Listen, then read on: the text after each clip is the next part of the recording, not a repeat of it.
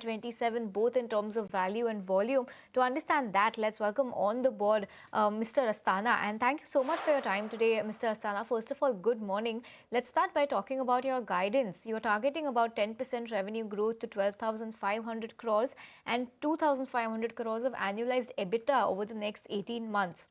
Now, given how strong quarter one has been for you, we've seen revenue growth of close to north of like 29%. Why not hike the revenue growth outlook higher, and what will be the outlook for your margins? So thanks very much for having me on the show. Apologies, I could not come on the screen. Uh, Appreciate your time, sir.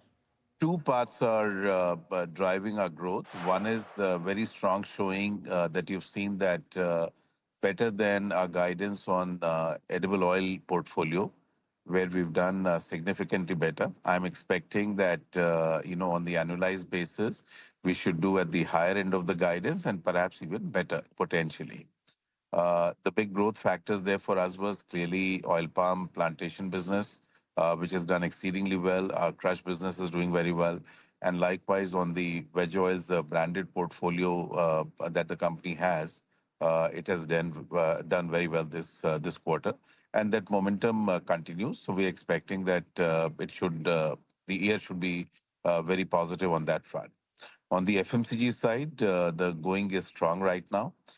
We would like the revenues to go higher. There are some parts of the caution that we need to exercise, especially on the rural demand, especially on account of the what we're witnessing right now, the potential impact of El Nino, some bit of stress that it could potentially cause. So that's why we are a little careful on the guidance on the revenue side. But in terms of the growth ideas, that what we had projected right in the beginning, that in the food overall, we should grow between 8 and 10% for the year. And HPC businesses, we should grow close to 15%. And veg oils, we are quite confident of meeting between 2 to 4% of revenue expansion. So that should pretty much put us on course, for an EBITDA, which is closer to, the numbers that you've seen in the first quarter and better than that. Okay, got that, Mr. Asthana. Meryl D'Souza here also joining in. I want to understand on the FMCG volume growth guidance that you gave for 8 to 10% in the year FY27. Can you give us some color on what is giving you this confidence to sustain the pace, and which categories specifically do you see leading the growth over here? So we have four categories in the food segment, which I mentioned about between 8 and 10%. Our biscuits business is expanding at nearly 15 to 20% year on year. We are pretty much on course for that. Our business of consumer business division, which is Nutrela brand, that is going very strong. We are reasonably confident of accomplishing anywhere between 10 to 12% of growth in that. And nutraceutical, of course, is very small, so will not have a huge impact. And our foods portfolio overall, between the staples category as well as the ethnic foods category, we see a strong revival. This quarter, in particular, we had a challenge, but the challenge should be behind us now.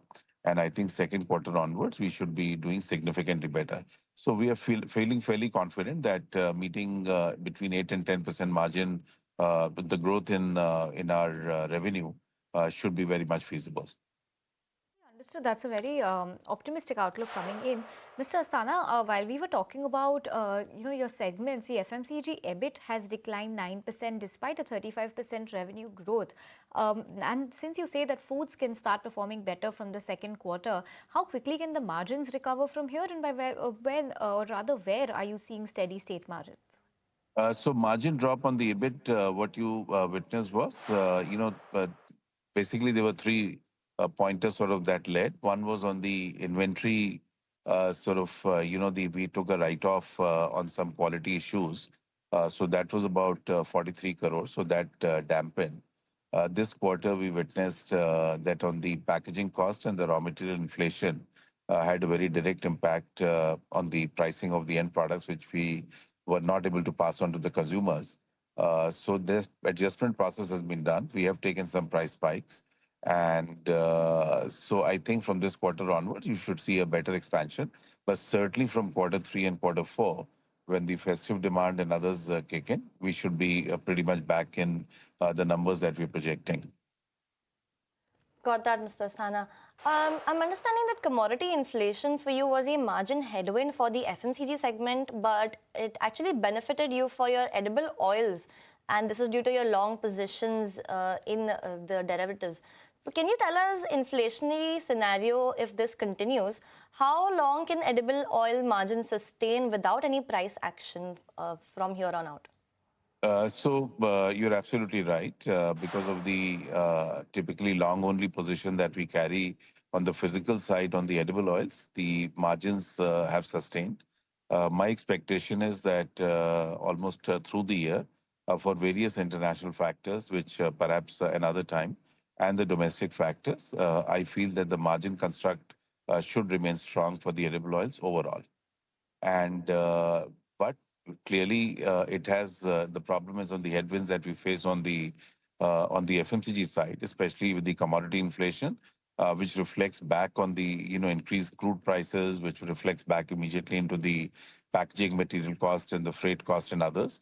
I think that is one challenge that we are seeing across the board, not just for us, but major competitors of ours as well. And hopefully, I think the ability to pass on the price increase to the consumers should get better. But definitely, that will take this quarter, will remain to be a bit of an issue. But I think from quarter three, quarter four, we should be in a significantly better position. By that time, most of it should have been absorbed. And I think the price adjustment process would have been completed as well. So Q2 may be slightly muted at one level or another, but Q3, Q4 onwards, we should be in a significantly better position. Understood. Mr. Asthana, due to shortage of time, I'm just going to club two questions quickly. First, can you quantify the kind of price hikes you've taken and the ones that you feel you will have to take to combat this raw material inflation we are taking? And second, on your channels of growth, e-com and quick-com, they're now accounting for 15 to 20% of top line within 18 months, at least that's your guidance. Is this going to be margin accretive going ahead? Just I'll finish the second question first. We are very committed that the direction is very clear. We are already, growing that 25% year on year. So we should be in 18 months' time, should be anywhere close to anywhere between 15 to 20%, hopefully higher, because that is a very fast expanding channel. And we are devoting a lot of resources in expanding that. In terms of the price increase, we have taken price increase in cow ghee. We have taken price increase in various staples categories, and we have taken in one or two ethnic food areas where the price increase was substantial. So broadly, that is where largely the most of the price action has happened. In our consumer business division, in the Nutrela brand, where we sell these soya chunks, that also might necessitate a price increase, but perhaps from this quarter onwards. Okay. Got that, Mr. Asthana. Thank you so much for taking the time out and speaking to you as about your first quarter performance and the outlook for FY27 as well. We're definitely going to be tracking that. Thank you very much. Thank you.